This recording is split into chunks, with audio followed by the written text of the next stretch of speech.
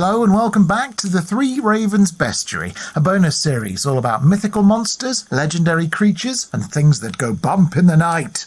My name's Martin Vaux. I'm a writer, storyteller, and English romanticism obsessive, and I'm joined, as ever, by my partner in crime and all dark arts, Eleanor Cotton. Well, hi there. So, Martin, last month our Bestiary episode was all soggy and wet as we were talking about selkies. Yes. And I know you're a person who thrives on variety, which makes me suspect that today we're going to be looking at something nice and dry. Well, we most certainly are. We've done the fiery phoenix already, the ethereal unicorn, the frosty Krampus, and the shadowy banshee. But an element we've been missing is Earth. So today we're going to be looking into the history of Bigfoot. Well, he's very earthy, isn't he? A forest-dwelling creature and probably quite a smelly one, I'd imagine. Well, he is indeed, and the smell of Bigfoot is something reported by Bigfoot hunters, actually.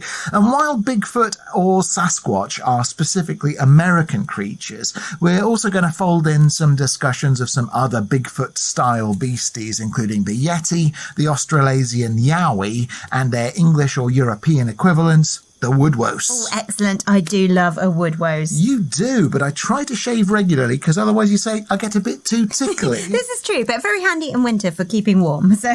Okay, so to start with Bigfoot specifically, a lot of people make a fuss about Bigfoot and basically say, rather cynically, that the entire Bigfoot myth is all made up. Shocking. Yes, shocking. And for sure, there are definitely reasons to feel suspicious. We've probably all seen the famous Patterson-Gimlin film from 1967. That's the one where Bigfoot was captured on celluloid walking across what looks like a clearing in a forest with its feet obscured by fallen trees and roots. I know the one. Bigfoot kind of looks back towards the camera and it's all dark and hairy. Yeah, that's the one. So that film was shot at a dried riverbed at Bluff Creek in California by two men, Roger Patterson, who died in 1972, and Bob Gimlin, who's still alive.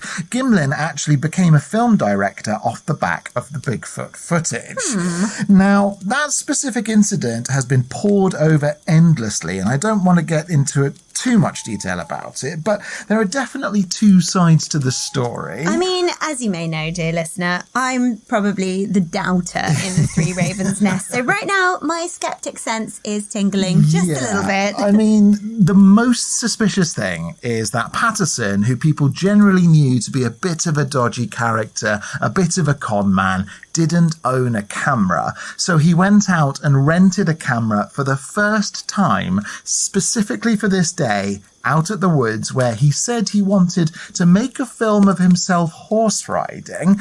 And that's where he and Gimlin just happened to catch sight of Bigfoot. And also be the only people to have ever done so at Bluff Creek, which is, pretty lucky, isn't it? You could say that. You could put it that way. Yes, lucky. Patterson also didn't return the camera on time, so had to pay a fine, which is kind of by the by. But the US Forest Service did visit the site, took photographs of the tracks they found, and they made plaster casts. So there is at least some physical evidence that Bigfoot did walk down that riverbed and off into the woods. Although, as I say, nobody else has recorded ever having seen Bigfoot or a Bigfoot-style creature in that area ever since. Well, let's say, for argument's sake, that this Bigfoot really was actually there. Okay. When it comes to the plaster casts, what did they show? Well, they show, I have to say, some pretty well-defined, not terribly convincing-looking feet. I mean, they look quite like prop feet, in fact. Just like prop feet made by people who perhaps didn't know all that much about feet and how feet evolved and actually work. So are we happy to say that maybe when it comes to the Patterson-Gimlin film, it's quite likely it's a hoax? I think we probably are. I mean, I always want to leave room to be proven wrong, and I'd love to be proved wrong, but the plaster casts are actually what does it for me, because when you look at other Bigfoot plaster casts, they look completely different. Hold on, what do you mean other Bigfoot plaster casts? Well, many people across North America have made plaster casts of what they say are Bigfoot tracks. And while some of these do look to perhaps be tracks from bears walking upright, there are undoubtedly some Bigfoot tracks that are far more convincing and much harder to explain. Well, this all sounds a bit more promising. Well, there are other dubious ones, don't get me wrong. I mean, the kind of modern Bigfoot craze began in 1958 with loads of plaster casts made by Jerry Crew and Andrew Genzoli in Six Rivers National Forest. That's also in California.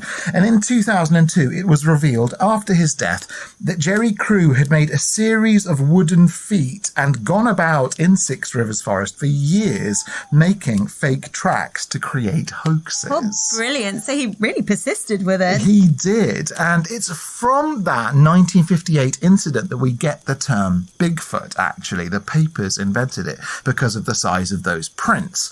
But anthropologist Jeffrey Meldrum, professor of anatomy and anthropology at the Department of Biological Sciences at Idaho State University, a genuine scientist who specializes in the study of bipedalism, so two-footed walking in primates, he possesses over 300 footprint casts that he maintains could not be made by wooden carvings, bears, or human feet based on their anatomy. Okay, colour me intrigued. Yep, Meldrum, among others, says that these prints do provide evidence of a large non-human primate present today in North America. And just because we haven't seen or caught one doesn't mean that there isn't a Bigfoot or Sasquatch creature out there. Well, look, I'm not saying I'm convinced they don't exist, although I'm curious to know how long the trail of evidence is. Because you said the term Bigfoot originates in 1958, Yeah.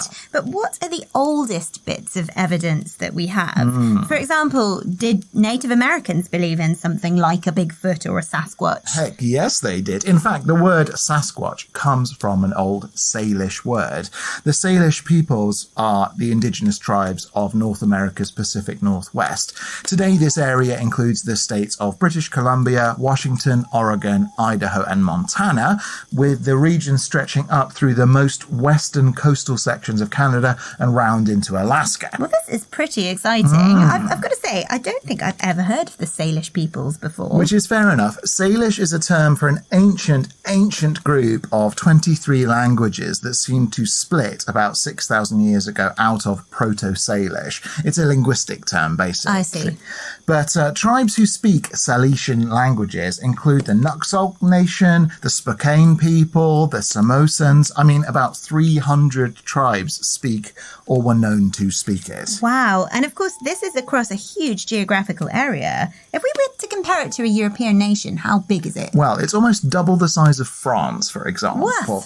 So out of Salish, we get this term Sasquatch, which means, simply put, wild man. Okay, so when you said we were going to link the English wild man or woodwoes with Bigfoot, I did wonder how we were going to get there, but suddenly it all makes sense. Excellent, because we have some pretty old art from the tribes of the Pacific Northwest, which do show the Sasquatch. Perhaps the most famous examples are the petroglyphs at Painted Rock, which is the sacred site of the Tachi-Yokut tribe in Central California. As ever, I'll put some pictures on social media. Yes, you will be able to find those at facebook.com/3 Ravens Podcast, Instagram at 3 Ravens Podcast, and Twitter at 3 Ravens Pod. Yep. Now, the Tachi-Yokut, who are also known as the Tool River Indians, revere Painted Rock as a sacred place. And at Painted Rock, the art shows an entire Sasquatch family, along with other animals and mythical creatures such as the coyote eating the moon, as well as beavers, frogs, eagles, condors, and human beings are also there in amongst them. This is incredibly interesting because in England we also have ancient cave art, of course.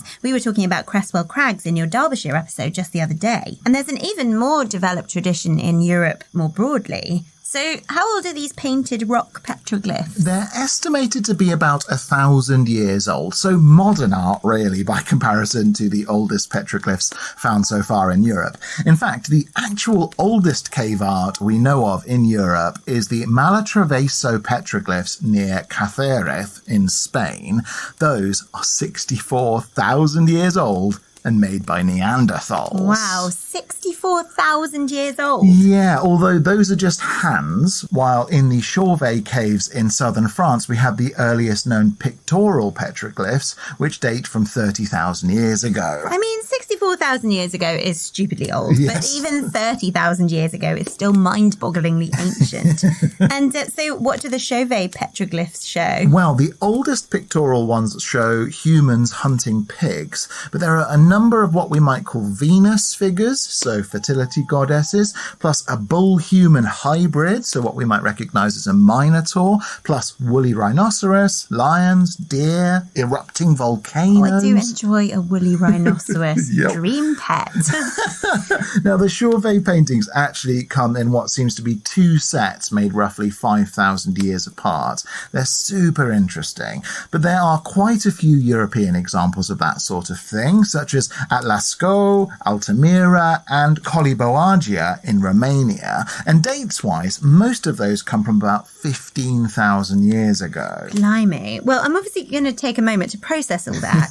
But while I do, I can probably manage to just about put things in perspective and say that while the painted rock petroglyphs are still old, if they're only 1,000 years old, then they're still younger than the Norman invasion. Yeah, that's actually a really good yardstick. Like I say, they're modern art, really. Yeah. Picasso or Mondrian in cave art terms. Still, in terms of the beliefs of Salesian peoples, their cave art does tell us a story about the Sasquatch. And we also have beliefs about them being passed down by oral tradition too. Lovely stuff. I feel a bit more on solid ground now, talking about honest-to-goodness folklore. I don't know what it is, but very, very old things make me feel quite uncanny.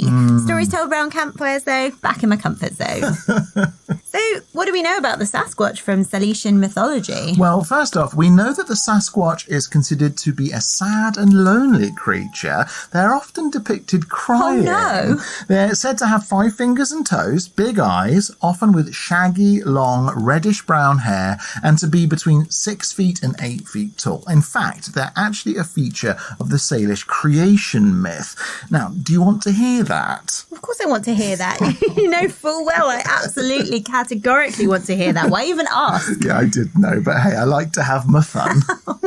Okay, so it's a bit long, so strap in. I'm ready. Well, the story goes that one day, all the birds and animals of the mountains met underneath the full moon and decided to make people. The eagle, chief of the animals, asked each creature how they wanted people to be, and each animal took a turn and said what they had to say. Lovely. The fish said, people should know how to swim, like me, and be able to hold their breath and swim very deep. The hummingbird said, people should be fast like me, so let them have lots of energy. The turtle said, people should be able to protect themselves like me, so give them courage and strength. The lizard said, people should have fingers like me, so they can make tools like baskets, bows, and arrows. The owl said, people should be good hunters like me, so give them knowledge and cunning. But the coyote said, people should be just like me, actually, because I'm so smart and tricky, so have them walk on all fours. Cheeky coyote, always up to something. Yep. Now, the condor wasn't convinced and said, no, coyote. People should be different from us in some way, so let's give them hair, not feathers or fur, to keep them warm. And the eagle agreed, saying, people should definitely be wise and wiser than me, so they can help animals to take care of the earth. Good intentions there, eagle, but you know, didn't quite work out that way. No, perhaps not. But then the Sasquatch, who had not yet said anything, shook his head and said, I also disagree with the coyote. Make them smart and tricky, sure, but people should walk on 2 legs, like me. Okay, so the Sasquatch is seen as an animal, and one that existed before humans. Yep, but it didn't end there, because although all the other animals agreed with the Sasquatch, the coyote didn't and got steaming angry, so he challenged the Sasquatch to a race, and they agreed that whoever won the race should decide how people should walk. I feel like this isn't going to go well for the Sasquatch, because coyote's going to cheat, isn't he? Well, the coyote started sprinting off along the agreed route and immediately took a shortcut. The Sasquatch was wiser than the coyote, though, and knew that, as you say, the coyote would cheat to win. So the Sasquatch stayed behind and helped the eagle, condor, and all the others to make people, drawing them with 2 legs instead of 4. They drew us. Yeah, the animals all worked together to draw people on the ground, and they breathed on them, and people came to life out of the earth. A bit like Prometheus in ancient Greek mythology. Yeah, very much like Prometheus. And obviously the Sasquatch was very pleased with people, so he went over to embrace them, but when people saw his wildness, they were scared of him and ran away. Oh no! Yep. Of course, the Sasquatch wept at this, but then, to make matters worse, that was when the coyote came back. Oh no. Yeah, oh no, indeed.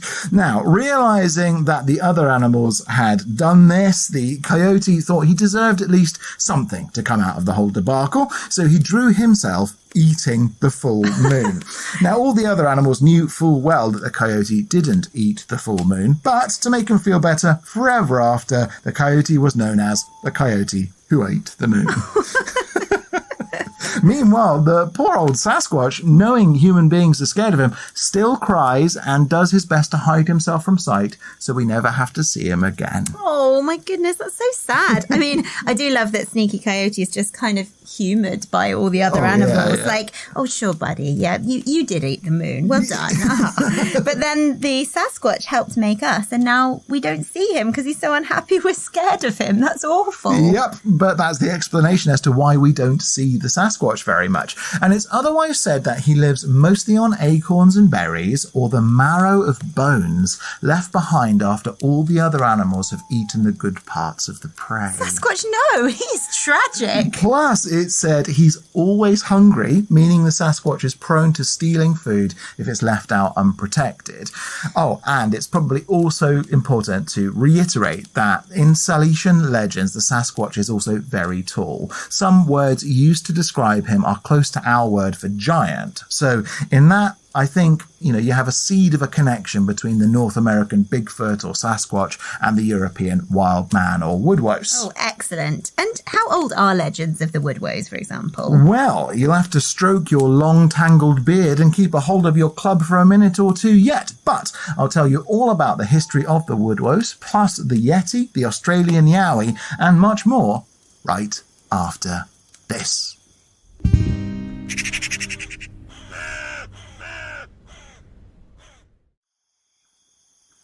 Right then, Eleanor, let's get into it. The woodwose. Yes, we spoke about a famous carving of a woodwose way back in our Suffolk episode from Series 1. That one is on the font of St. Bartholomew's Church in Orford. Precisely right. That particular woodwose dates from the 15th century. Now, the earliest references to woodwose in English writing comes from quite late, relatively speaking. We're talking 1340s. But we have names of places and of people, so family surnames, that are older and that contain woodwose as a term. And in literature, the woodwose are mentioned in Sir Gawain and the Green Knight, for example, as well as the Wycliffe Bible. And Edward III was said to have had a very nice tapestry of one on his wardrobe, though it doesn't survive. So these examples of the English woodwose in art and literature are full on medieval, Yes. meaning they actually come a little while after the earliest writing we know about and after the painted rock petroglyphs. Surely, though, it has to be older than that. Well, versions of them definitely are. In ancient Greece, we have the Silenus, or in Latin, the Silvanus. These are gods or spirits of the woods, and out of them we also get the term Sylvesters. They are mentioned by Pliny the Elder in his Natural History. Oh, Pliny. Yeah, he describes the Sylvesters, or forest men, as having humanoid bodies, but coats of fur, fangs, and no capacity to speak. So, monkeys. No, Eleanor, Sylvesters. So from the Greeks, we get the term Sylvan and Sylvanian, meaning from the woods. And to be honest, if you look at statues of Silenus or Sylvanus, which in some places were considered as single gods rather than as a sort of species, they do look just like woodwose. And that we should probably clarify, because in England, certainly, the woodwose is normally represented as being covered in hair and leaves, Yeah. with long hair on their heads and a big beard, and they also usually carry a giant club. Yeah, quite right. They are, in some senses, quite like green men or foliate heads, and the word woodwose literally means being of the woods or forest being. Yes. But in art and sculpture, probably the earliest example we know about of something that looks similar is a statue of Enkidu from the ancient Babylonian city of Ur. Really? Yes, really. Now, that one dates from about 2000 BC, so roughly 4,000 years ago. And he's much the same. A wild man, big beard, lots of hair, wielding a club. And I suppose the club makes the woodwose in these Middle Eastern and European examples different to the Sasquatch, doesn't it? Because the club, we know, is an ancient symbol of a couple of things. Yeah. The most famous example is probably the club of Heracles or Hercules, which on the one hand represents martial prowess as a weapon, so an ability to fight and hunt and so on. But on the other, well, I mean, it's generally accepted as a kind of fertility symbol. It is, yeah. The club is a kind of phallic symbol. And so the woodwose is traditionally represented as male, wangling his big old club like Enkidu or Hercules, whereas female woodland and forest spirits are generally represented as nymphs. But as discussed on previous episodes, you do get human-animal hybrids in the classical world, like the male fauns and satyrs, the female lamia, and in some medieval art, you'll even find female woodwose. You showed me that lovely picture of a family of woodwose from a medieval German painting, and they're just lovely, hairy people. They're a bit more detailed than the painted rock petroglyphs and really interesting. Well, in Central Europe, the idea of the wild man, or Schrat as it's known, spelt S-C-H-R-A-T. That creature has quite a developed range of folklore attached to it. In some places, for example, the Schrat is connected to the devil and witchcraft, while in some places is a kindly creature or spirit connected to the fae. And the word appears in Yiddish as well as the Shretele or Shretelech.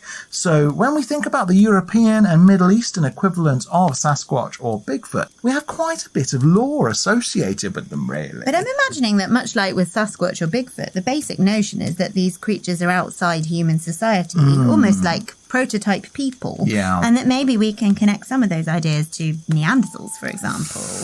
As if the legends of these proto-humans carried through from times when Homo sapiens did live side by side with Neanderthals. Well, we're left to speculate, of course, because humans did, as you say, live side by side with Neanderthals and did interbreed with them. About 2% of European and Asian DNA comes from Neanderthals. But wildman legends do go the other way, in that humans can go from being sophisticated modern people and be kind of cursed back into wildness. For example, in Abrahamic religions, in the book of Daniel, the king Nebuchadnezzar is turned into a wild man by God, growing hair and losing the power of speech, and so has to live outside of society. Fascinating. And we get the same story in The Madness of Sweeney, which is a 9th century Celtic story about a pagan king called Sweeney. And poor old Sweeney is turned into a naked, raving, shaggy-haired madman by a Christian saint called Ronan Finn. Poor Sweeney, and that does not seem very saintly behaviour from Ronan Finn there. Well, it's all because Sweeney was so pagan. But yes, he has a rough old time. Still, as you say, there's something there about humanity rejecting the woodwose type creature and about these wild men being outside of civilization, unable to communicate, behaving savagely. It's all quite interesting. And when you raise the idea of savagery, that kind of introduces that notion of the noble savage, which is an ancient stereotype. Yeah. I mean, I think I'm right in saying it's first brought about in the classical world, specifically by the Romans, and is about the idea of foreign peoples living in a kind of primitive communion with nature and the landscape. Yeah, the Gauls are written about in this way, as are the Celts. Anyone not Roman to some degree. I mean, it is a very imperialist notion and quite racist, really. It is, and it endured for a long time. And it's linked in some ways to the idea of prelapsarian and postlapsarian states, by which I mean the idea of humanity before the fall of man, as written about in the book of Genesis. You have this idea that in the Garden of Eden, human beings were innocent. Then that sneaky serpent tempted us to eat the delicious fruit of knowledge, and boom, we lapsed. And so have been separated from innocence, separated from the sacred, scrabbling about in the dirt and hoping to once again find grace ever since. And that is quite a Western concept and different to the Sasquatch, although they do have innocence in common. But you mentioned the Yeti earlier and the Yowie from Australia. What's their relation to concepts like divinity and sin? Well, in the case of the Yeti, also known in Tibet as the Wily, in China as the Zhuren, and in Russia as the Chichuna, the descriptions are much the same. They're all large, tall, bipedal, ape-like creatures, all covered with hair. Again, they're sometimes depicted as having sharp teeth and fleeing from people. In fact, in 1921, British Lieutenant Colonel Charles Howard Bury led expeditions into the Himalayas and brought back these legends, which he said were of an abominable snowman. Oh, so that's where that term comes from. Yep, some classic British colonialism for you there. But still, the Yeti and all these Asian equivalents, of which there are dozens with slight variations, they aren't actually explicitly linked to snow. Instead, again, they live outside of society, so up in the mountains or deep in the forests. The key thing is they're in harmony with animals like bears and monkeys and cattle embedded in nature. And is the Yowie the same sort of thing? It's very, very similar. Known as the Yowie or Quinkin, they have their roots in Aboriginal oral tradition.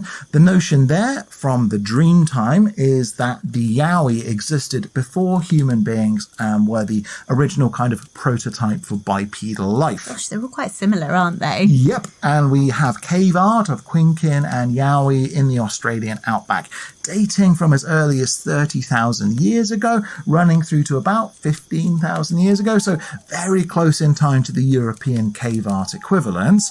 They're all painted in red ochre and again show Yowie families surrounded by animals as distinct from humans. So interesting. And do we once again have the arrival of the British to thank for the exoticization of the Yowie? Of course. I mean, stories of the Yowie, whether as shy and noble savages or dangerous cannibalistic monsters, all kick off in the 19th century, quite a while after British penal colonies were first established in Australia in the 1780s.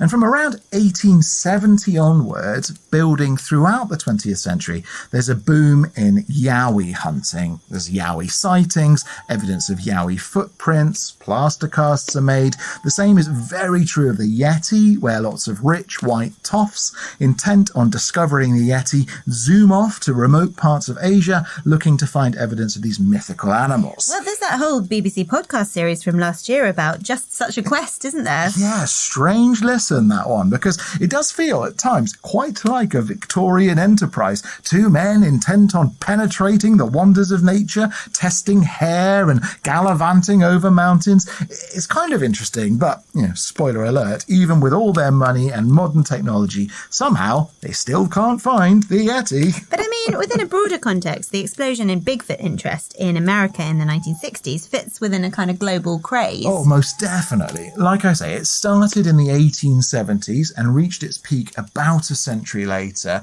And I think there's something deeply, deeply interesting about that because, well, there's no doubt that all of these ideas and all of these kinds of creatures, the woodwose, the sylvester, the shrat, the Sasquatch, the Yeti, the Yowie, and the Bigfoot, plus dozens of other names for more or less the same thing, they really do occur all over the world in just about every culture. Wielding a club or not, I suppose. I mean, true, that is one difference between wild men in some places versus others.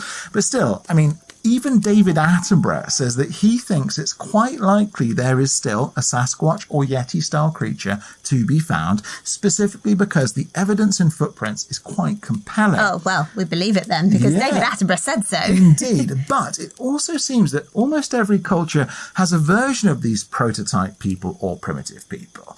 It's a pretty universal idea more than anything, these proto-humans who were around before we were, and which survive somehow in wild places, living kind of parallel lives to us, like hunter-gatherers, without the trappings of technology or written written language. Or spoken language, it seems, for the most part. No, absolutely not. It seems that if these wild men can speak, it's only in a kind of animal language that we can't understand.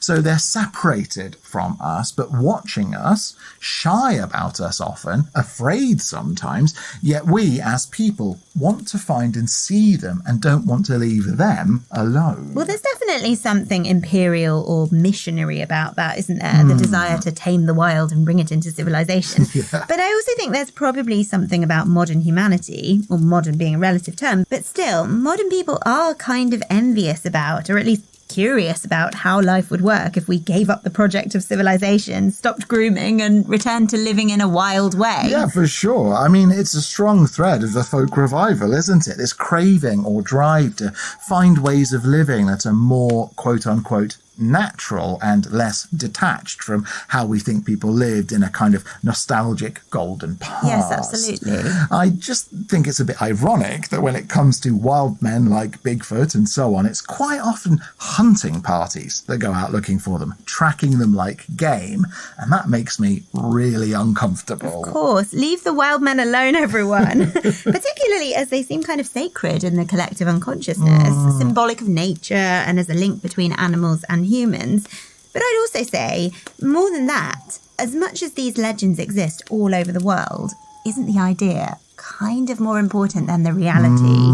Aren't we really interested in those creatures because they're like us but not like us? Yeah. Like, through stories of them, we kind of have a yardstick against which to measure ourselves and our humanity and how human we are. I think so. And I also think that while it might sound very romantic, returning to more natural ways of living, having spent much of my childhood in the developing world, I must say that trying to get by without things like antibiotics or refrigeration is absolutely, in my view, categorically miserable. I mean, it's all very well and good saying, oh, I wish I could live in the forest, but the novelty wears off pretty sharpish in my experience. Like, life without ice cream? I mean, come on. Oh, I mean, think about something as simple as the modern bed. How amazing are beds nowadays? Yes. And you look at how people used to sleep on the ground or with beds of animal furs and leaves and straw. I mean, give Bigfoot the opportunity to sleep in a nice full poster and have a bath with hot running water and some bubble bath and be all over it, wouldn't he? I imagine he would. Like, turn your heating off in winter, everyone, and consider, would I swap? Of course not. Plus, can you imagine having to blow dry an entire body covered with long, shaggy hair? It would take Bigfoot ages to get ready to go out. Oh, especially if he wanted to curl it or indeed straighten it. By the time he'd finished the process over a series of days, he'd basically need another bath and the whole thing would just have to start over. Well, Martin, thank you very much. That was super interesting. My pleasure. And of course, dear listener, if you would like to support the podcast and access tons of exclusive content, including loads of extra episodes and all of our episodes ad-free, do sign up to the Patreon for $3 a month or $6 a month at patreon.com/3 Ravens podcast. And we'll be back on Monday when I'm taking us on an adventure to Lincolnshire. We're going from great big stompy Bigfoot men to tiny little tiddymen. I'm not at all sure about these tiddymen. Oh, they're coming to get you, Ella. Oh, no. In the meantime, though, while our shaggy old wild man has clattered off into the forest that way, we'll go this way. And remember, don't whistle till you're out of the woods. Our theme song is the traditional folk ballad 3 Ravens, performed by Eleanor Conlon and Ben Harbour, and our logo is by Ollie James Dare. The 3 Ravens podcast is a Rust and Stardust production, written and produced by me, Martin Vaughs. Thanks for listening. God sent every gentleman, such hounds, such hawks, and such lean man, with a down, derry,